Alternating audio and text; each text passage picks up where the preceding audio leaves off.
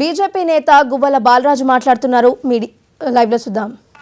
ఎప్పుడు ఎన్నికల యావతో ఈ రోజు ప్రజలను వంచకూడదు అని ఈ రాష్ట్ర ముఖ్యమంత్రి గారికి హెచ్చరిక చేయడంతో పాటు ఏమైంది దళితులకు ఇస్తానన్నటువంటి 12 లక్షల దళిత బంధు పేర్లు మార్చిండ్రు, ఫిగర్లు మార్చిండ్రే తప్ప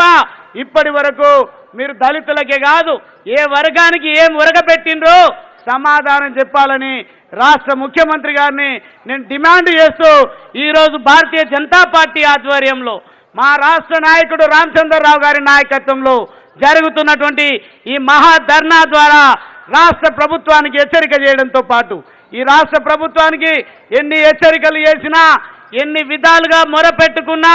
కనువిప్పు కరిగేటువంటి పరిస్థితి లేదు. కాబట్టి పోరాటాలే ఏకైక మార్గంగా ఎంచుకొని భారతీయ జనతా పార్టీ ఈ ప్రయాణాన్ని మొదలు పెడుతుంది. కాబట్టి ఖచ్చితంగా ఈ ప్రభుత్వం మెడలు వంచడంతో పాటు భవిష్యత్తులో నిజమైనటువంటి పాలన రాష్ట్ర ప్రజలకు అందాలంటే నరేంద్ర మోడీ గారి అడుగు జాడల్లో ఈ రాష్ట్ర ప్రజానికం నడిచే విధంగా నిరసన కార్యక్రమాలకు రూపకల్పన చేసి భవిష్యత్తులో ఈ తెలంగాణ అసెంబ్లీ పైన కాషాయ జెండా ఎగిరితే తప్ప